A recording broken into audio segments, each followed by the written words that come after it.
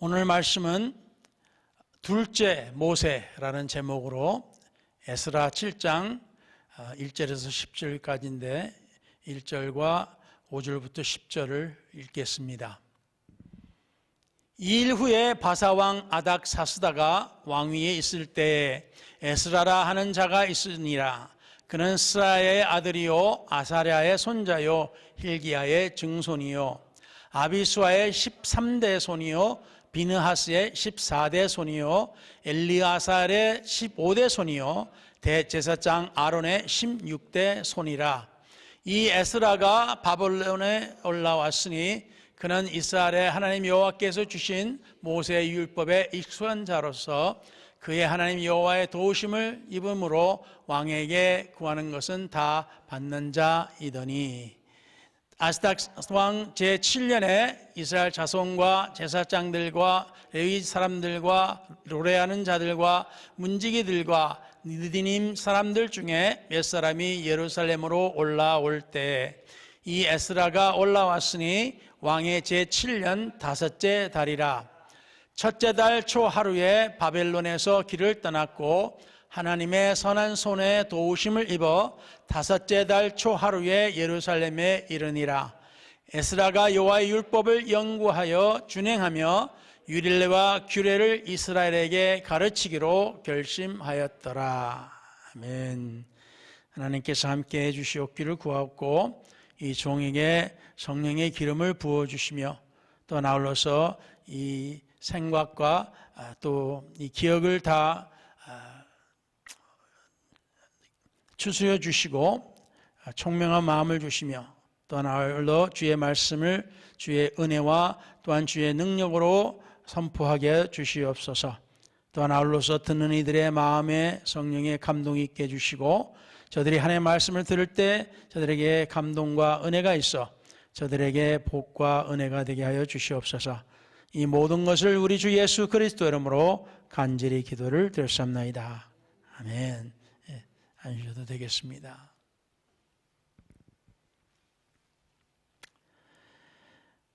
오늘 이 말씀은 우리가 이제 이번 주에 읽기를 마치는 에스라 그리고 이제 그 다음에 느헤미야에 관련된 그 시대의 역사를 우리가 보게 되겠습니다. 성경 속에서 우리가 볼 때 잘 알려지지 않은 사람, 그렇지만 매우 중요한 사람, 특히 이스라엘에 있어서 매우 중요한 사람입니다. 그 사람의 이름이 에스라입니다. 놀랍게도 유대인들은 그를 둘째 모세라고 부릅니다. 좀 뜻밖입니다. 그렇죠? 모세 그러면 아주 대단한 그러한 존재고 선지자였는데 에스라라고 하는 사람이 잘 알려지지도 않은 사람을 유대인들은 둘째 모세라고도 부르고 있습니다. 뭐 다는 아니지만 그만큼 에스라를 매우 아주 중요한 인물로, 저들의 역사에 중요한 인물로 저들을 존경하고 있습니다. 그래서 오늘은 우리가 하나님 말씀 에스라 7장 1절에서부터 읽었는데 하나님께서 어떻게 한 사람을 통해서 흩어진 백성을 다시 하나님 말씀 앞에 세우셨는지 우리가 살펴보고자 합니다. 우리가 방금 이 읽어본 말씀 중에 보면은 하나님께서 우리에게 나눌 말씀에 이제 제목이 숨어 있는데 이제 그게 이제 오늘 타이틀 둘째 모세입니다. 하나님께서 우리가 알다시피 모세를 통해서 이스라엘을 애굽에서 이끌어내시고 시내산에서 율법을 주셨습니다. 이거는 우리가 다 아는 사실이죠. 근데 약 1000년이 지난 후에 하나님께서 에스라라고 하는 한 사람을 통해서 다시 흩어졌던 백성을 바벨론에서 다시 이끌어내시고 또한 그들에게 다시 그 율법을 가르치셨습니다. 그래서 유대인들은 에스라를 가리켜 둘째 모세라고 부릅니다. 그래서 오늘 이 에스라의 이 사람을 5가지 측면에서 우리가 살펴보고자 하는데,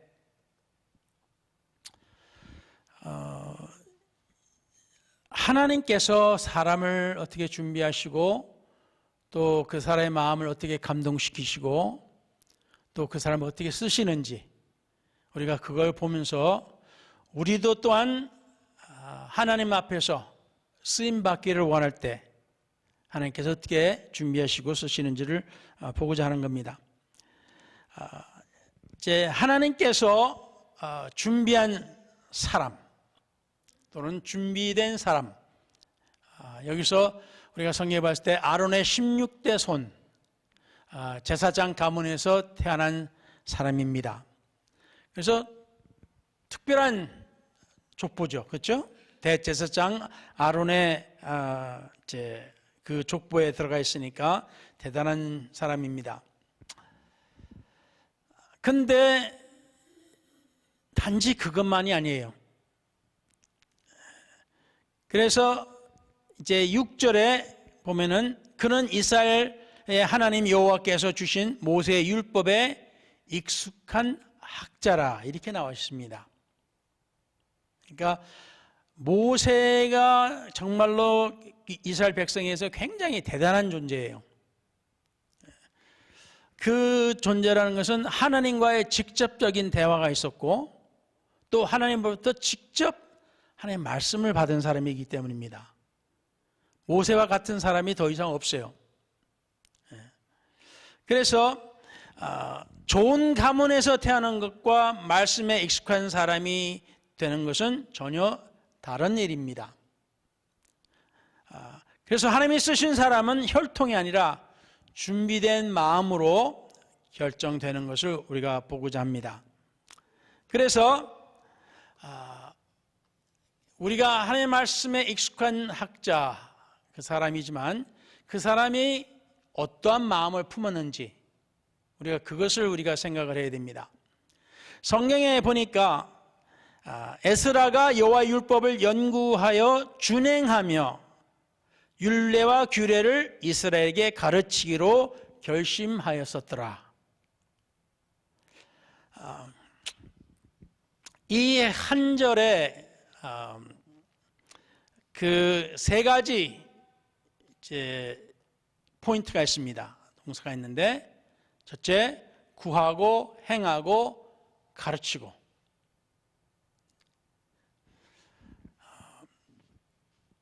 여기서 우리가 모세도 역시 우리가 보면은 하나님 앞에서 먼저 시내산에서 하나님을 만나고 그 말씀대로 자신이 순종한 후에야 그 백성에게 그 율법을 전했던 것을 우리가 보게 됩니다. 이게 무엇이 마음을 굳게 세우는가? 의무가 아니라 갈망입니다. 사슴이 시냇물을 찾기에 갈급함 같이라는 하나님의 말씀을 우리가 잘 압니다. 성경에 나오는 특히 이제 느헤미야도 보면은 마찬가지입니다.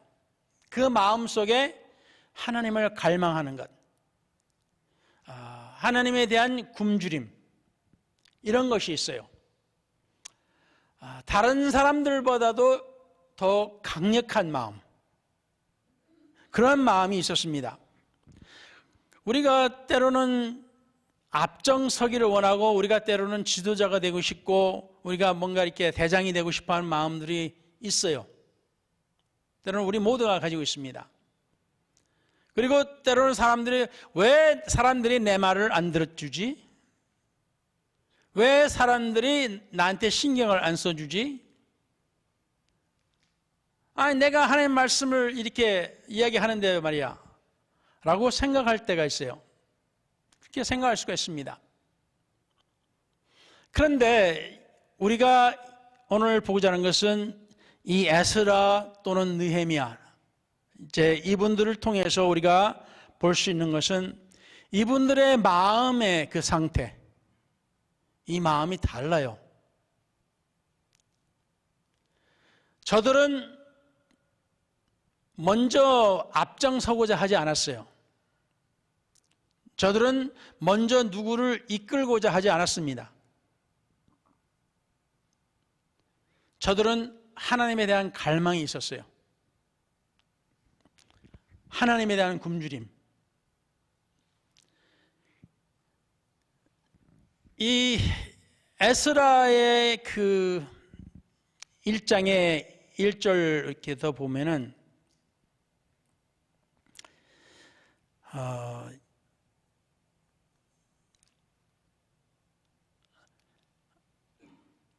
하나님께서 그 이스라엘 백성들을 애굽에서 불러내셨지 않습니까? 모세를 통해서. 그렇죠? 이스라엘 백성들이 오랫동안 400년 이상을 애굽에 살았어요. 그러면서 결국에는 저들이 어떻게 됩니까? 애굽에서 노예같이 삽니다. 오랫동안 그렇게 살아요. 저들이 기도를 안 했을까요? 저들이 한 번도 안 했을까요? 아니 이제 400년이 끝날 무렵에 가가지고 기도해가지고 하나님께서 갑자기 저들을 구해 주셨겠습니까? 아닙니다. 저들은 계속 기도를 했어요.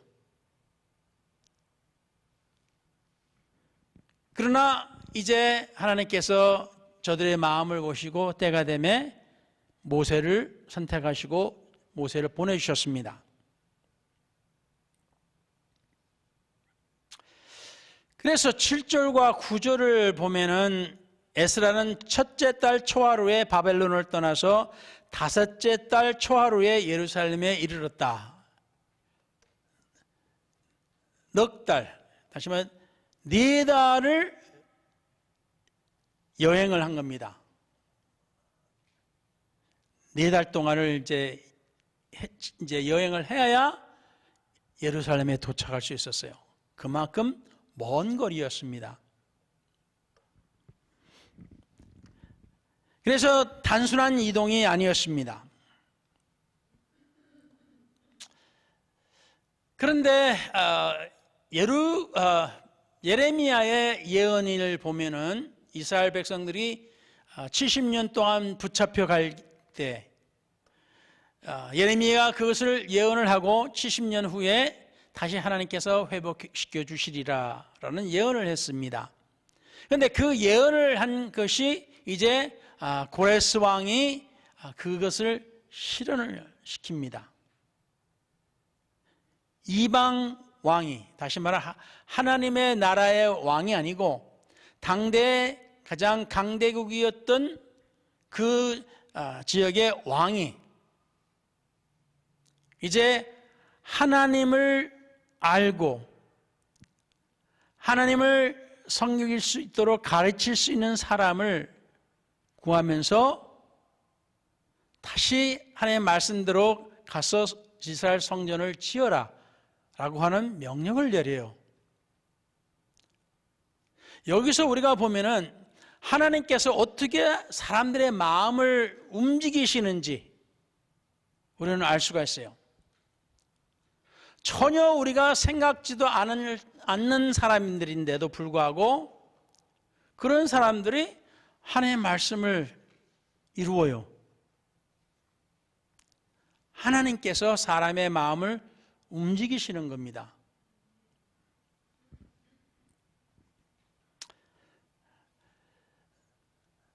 그래서 모세는 애굽에서, 에스라는 바벨론에서 하나님의 선한 손에 도우심을 입었다라고 에스라가 기록을 합니다.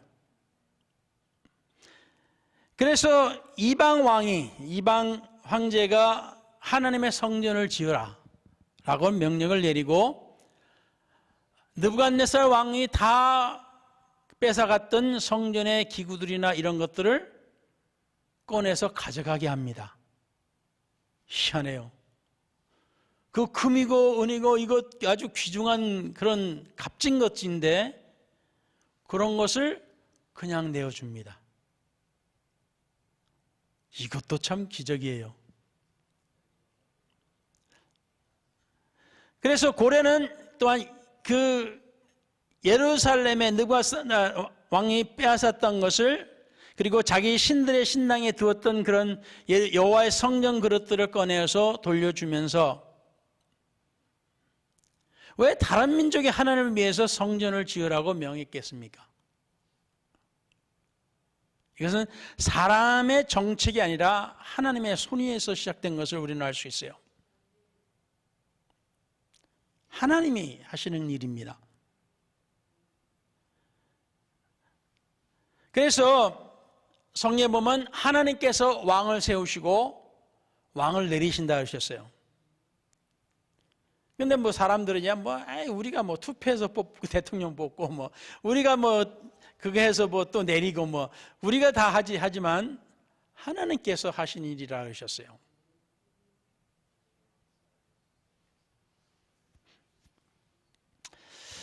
모세가 애굽에서 이스라엘을 이끌어낸 것처럼 에스라가 바벨론에서 남은 사람들을 이끌어가는데, 사실상 에스라가 제일 먼저는 아니었어요.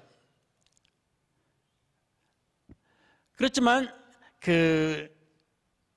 에스라가 거의 두 번째 이제 사람들을 이끌고 가는데, 여기서 그 에스라의 그 믿음을 볼 수가 있어요. 그러니까 하나님의 일을 하고자 하는 사람들은 그 믿음이 있어요. 그냥 하고 싶어서 한다고 하는 게 아니라 하나님에 대한 믿음이 있어요. 그러니까 그 많은 사람들이 이제 이동을 하는데, 넉 달을 이제 이동을 하는데, 거기는 도적대들도 있고 뭐도 있고 하여튼 여러 가지 위험도 있고 다 있을 거 아니에요. 그러면 당연히 성경에 보니까 에스라가 그 왕의 마음을 얻어서 원하는 건 다 얻을 수 있다고 이렇게 기록이 되어 있어요. 그렇게 보면은요, 제가 살아온 이 짧은 그 삶 속에서도 이스라엘 사람들이 현재 우리가 볼 때 그 세계 2차 대전 이후로 미국이 제일 강대국이 아닙니까? 그런데 이 미국에서 아주 대단한 힘을 쓰는 사람들이 유대인들이에요. 그런 사람들이 있고, 또 오늘날에도 트럼프의 사위가 유대인이에요. 자, 그렇게 보면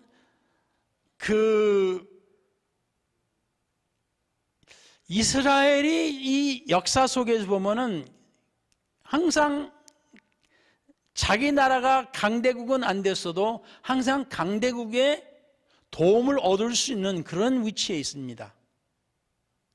그래서 성경에 나오는 에스라도 이때도 마찬가지였고, 또 느헤미야도 마찬가지입니다. 이제 에스라 다음에 오는 느헤미야도 마찬가지인데, 근데 에스라의 그 믿음을 우리가 볼 수 있는 것은,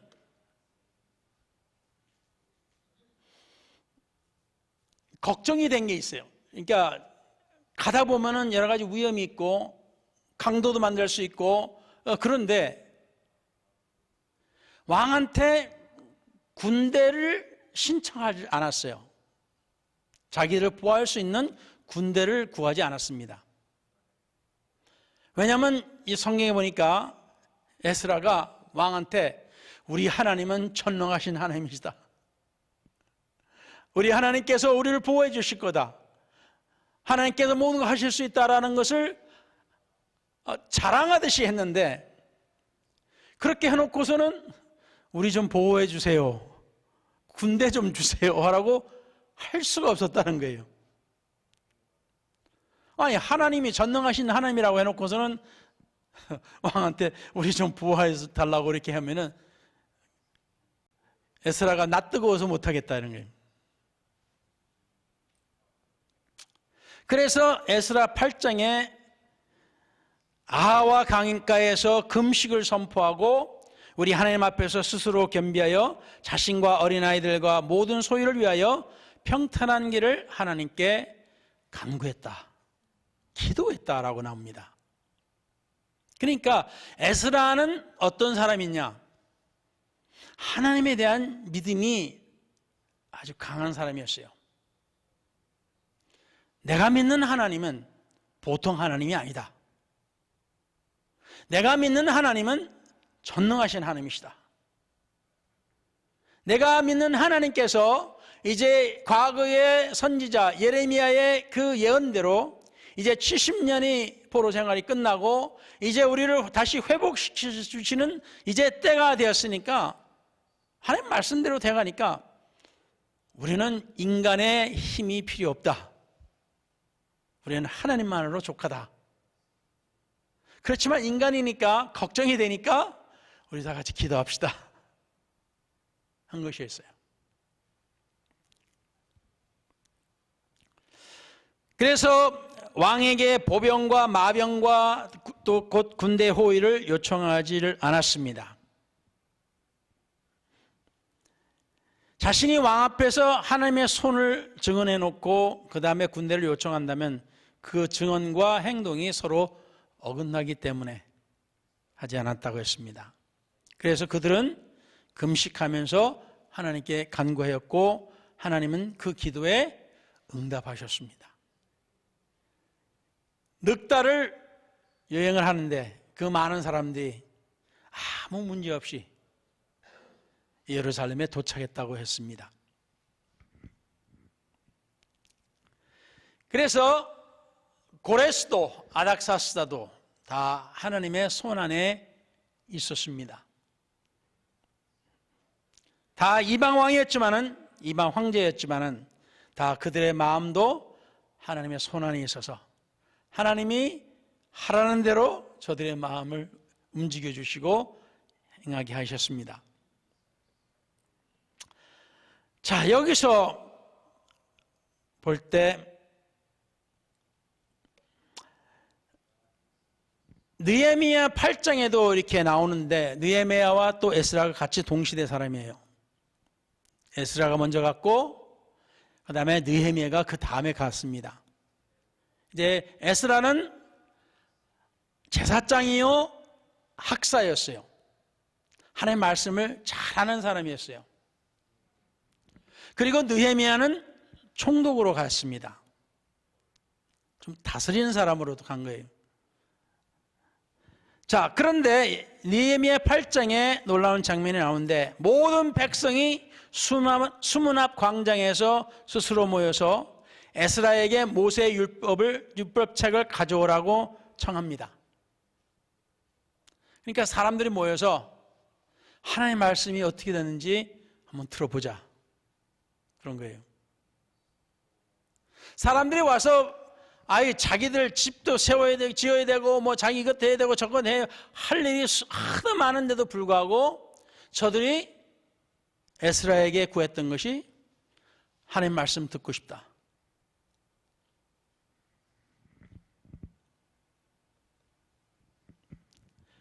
그래서 에스라가 이제 거기 보면 처음으로 이 나무 강단이 나옵니다. 오늘날처럼 강단이 있어서 강단 위에서 에스라가 하나님의 말씀을 전합니다. 새벽부터 정오까지 하나님의 말씀을 낭독을 해요. 그렇게 오랫동안 하면은 사람들이 아유 지쳐가지고 이제 그만하자. 우리도 그러잖아요. 설교를 이제는 30분이 지나가면은 귀가 안 들려 이제 이렇게 듣다가 도로 빠져나가든지 튕겨나가든지 이제 머리에 잘 안 들어온다고 그래요. 그래서 저도 이제 설교를 좀 줄이려고 그러는데, 새벽부터 정오까지 이게 몇 시간이에요, 그게?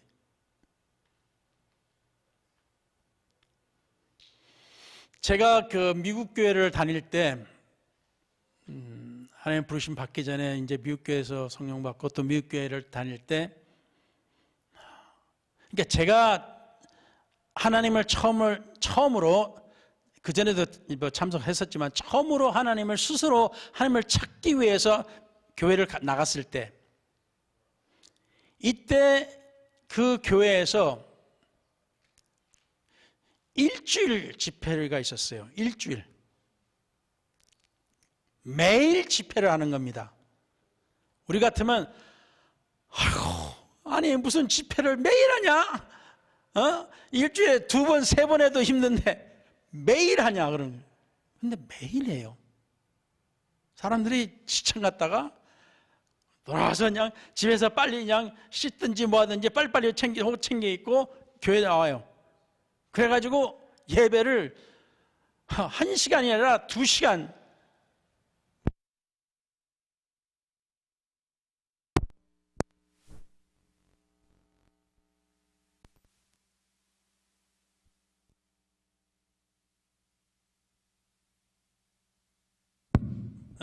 지금 배터리가 이게 금방 이게 나갔는지 어쨌든 간에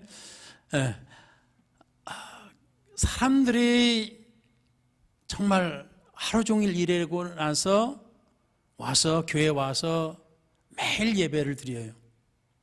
근데 제가 그때 성령을 받고 그 성령 받는 모습을 보고 나서는 이 사람들이 일주일을 더 예배를 드렸어요. 매일. 기가 막히죠. 근데 제가 듣기로는 그 전에 미국 교인들은, 그 오순절 교인들은 한 달을 예배를 드렸대요.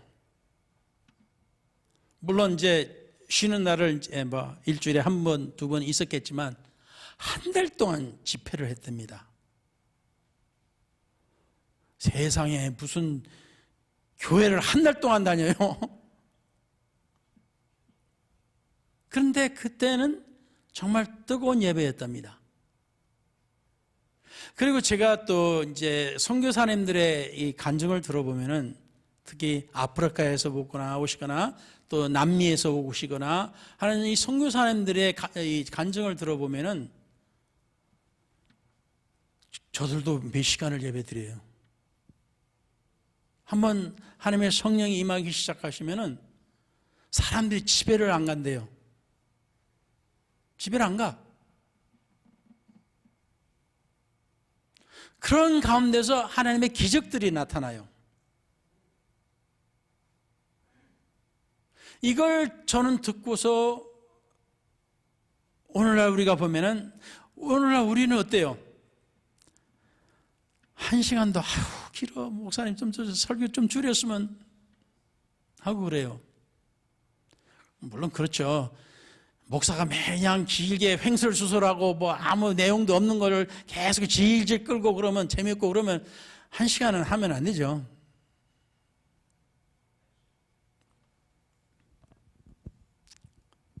근데 여기서 이 사람들이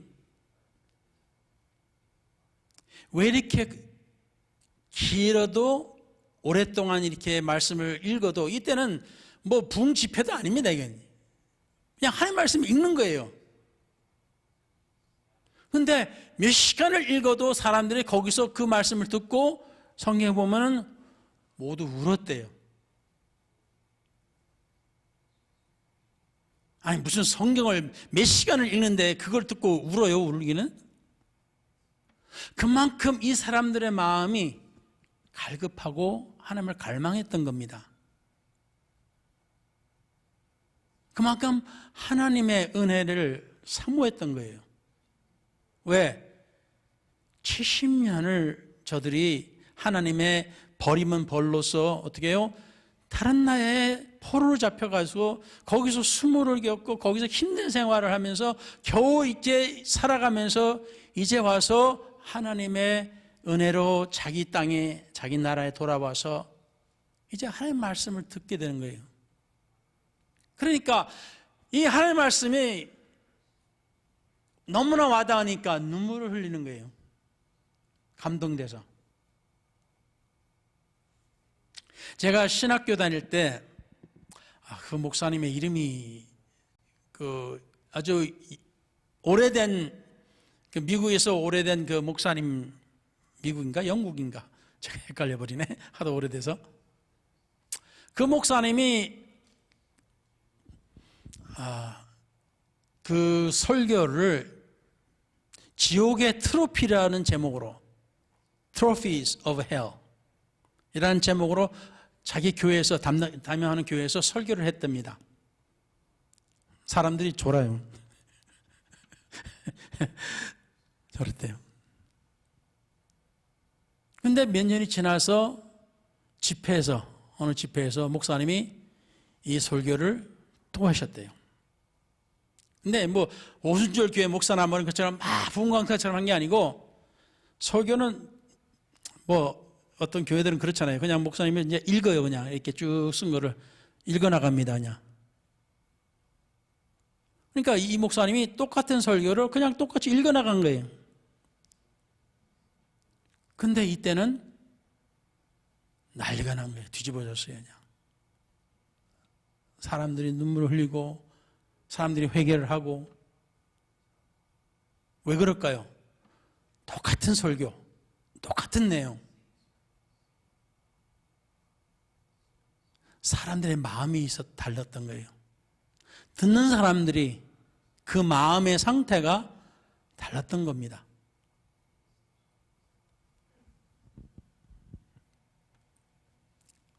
그래서 사람들이 하나님 말씀을 듣고 감동을 받고 감격해서 막 울 때, 이제 에스라와 느헤미야의 지도자들이 울지 마라. 울지 마라. 슬퍼하지 말라. 여호와로 인하여 기뻐하는 것이 너희의 힘이니라.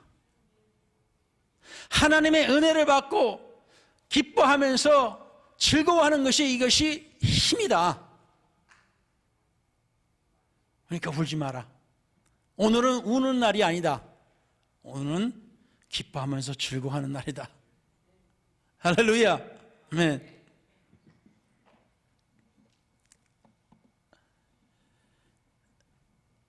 슬퍼하지 마라. 여호와로 인하여 기뻐하는 것이 너희의 힘이니라. 사실 그렇잖아요. 하나님 안에서 마음이 편하고 기쁘면은 만사가 좋잖아요. 모든 것이 힘있게 할 수 있잖아요.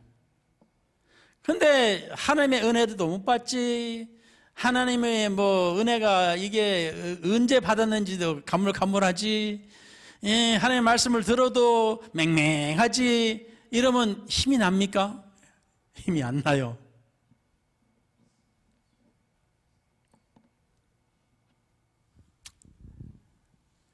시내산에서 모세가 언약책을 낭독했을 때 백성들이 우리가 다 준행하리이다 하고 응답을 했습니다. 수문 앞 광장에서 에스라가 그 같은 율법을 다시 낭독하자 백성들은 손을 들고 아멘, 아멘 하고 울면서 또는 이제 기뻐했습니다. 1536년 영국의 종교개혁자 윌리엄 틴델, 성경책이죠. 틴데일 성경도. 그 틴데일은 성경을 영어로 번역했다는 이유로 벨기에에서 목이 졸리고 화형에 처해졌습니다. 성경을 영어로 번역했다고. 그때는 성경이 라틴어 이런 걸로 해가지고 아주 그냥 신학을 한 사람들, 신학자들, 또는 그걸 공부를 했던 이제 그 신부들, 이런 사람들만 성경을 읽을 수가 있었어요. 다른 사람은 성경을 읽을 수가 없었어요. 그러니까 신부나 이런 사람들이 하나님의 말씀이 이렇다 그러면 그런가 보다 하고 듣는 거예요, 그냥. 그런데 윌리엄 틴델이 다른 여러 사람 중에 또 한 명이죠. 이 사람이 아무래도 안 되겠다. 모든 사람이 성경을 읽을 수 있어야 되냐 하고 해서 영어로 성경을 번역을 했는데 붙잡혀서 화형당했어요.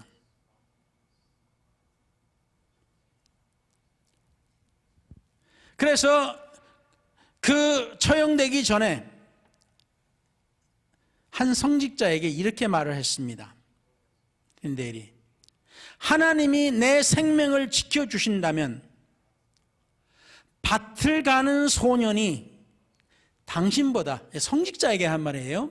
그 자기 앞에 있는 성직자 보고, 자기를 죽이고자 하는 성직자 보고, 하나님이 나와 함께 해주신다면은, 내가 일을 할 수 있다면은, 밭을 가는 소년이 당신보다 성경을 더 많이 알 것이요.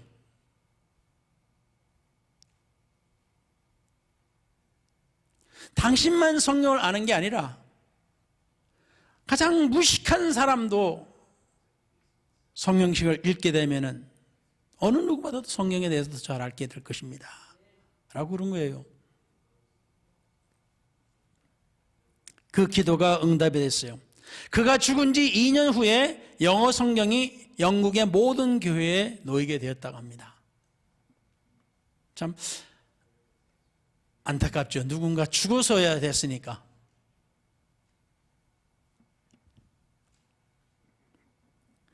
에스라도 틴데일도 같은 갈망을 가지고 있었던 겁니다. 하나님의 말씀이 밭가는 소년에게까지, 수문학 광장의 모든 백성에게 이르기까지 이루어야 한다. 왜 그랬을까요?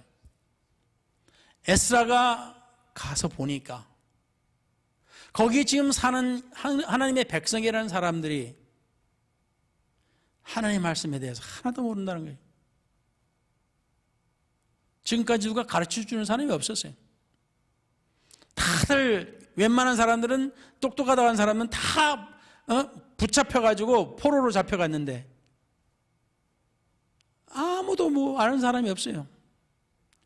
예배를 어떻게 드려야 되는 것도 몰라. 하나님 앞에 기도할 때 어떻게 해야 되는 것도 몰라. 하나님을 섬길 때 어떻게 섬겨야 되는 것도 몰라.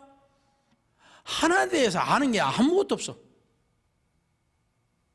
하나님의 백성이라는 사람들이, 남아있는 사람들이, 심지어 자기보다 일찍 가는 사람들도 보니까, 학자로서 보니까, 와,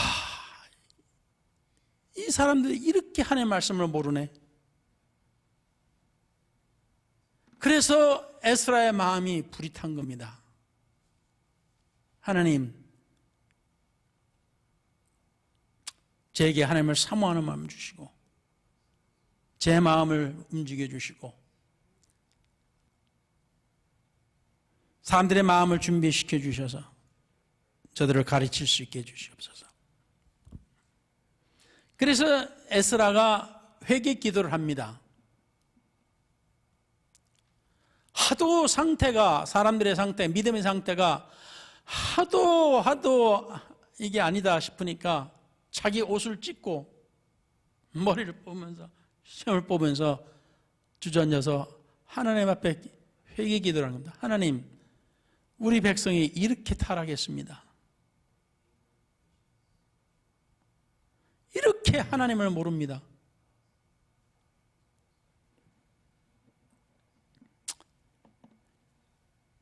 그래서 에스라가 기도합니다. 나의 하나님이여, 우리 죄악이 많아 정수리까지 넘치나이다. 그들의 죄가 아니라 우리의 죄악이라. 에스라는 자기 자신까지 포함시켰어요. 당신들이 다 죄인이야, 이게 아니고 우리 모두가 죄인입니다 하고 하나님 앞에 회개하고 저들을 용서해달라고 기도를 합니다. 모세도 마찬가지였어요. 모세도 저들을 용서해 주시고 차라리 내 이름을 지워버려 주시고 저들을 용서해 달라고 모세도 기도를 했습니다. 모세도 에스라도 백성과 자신을 갈라놓지 않고 하나님으로부터 갈라놓지 않았습니다.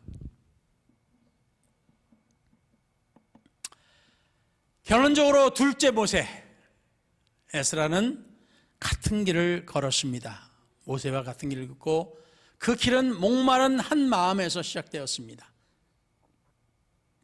하나님에 대한 갈망. 하나님은 어떤 분이실까? 하나님은 나에게 어떤 말씀을 해 주실까? 하는 갈망이 있었던 거예요.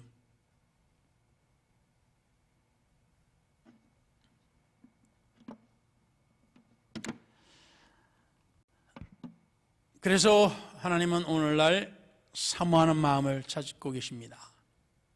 큰 인물이 아니어도 좋습니다. 여호와로 인하여 기뻐하는 것이 오늘도 우리의 힘입니다. 그러니까 여러분, 하나님을 사모하는 마음을 가지시기 바랍니다. 어느 무엇보다도 하나님, 저에게 사모하는 마음을 주시옵소서. 하나님을 사모해서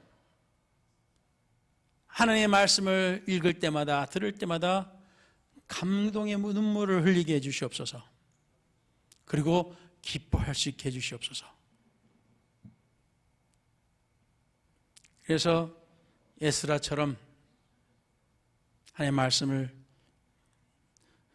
듣고 배우고 또한 그것을 행동에 옮기고 그리고 가르친다 그랬어요.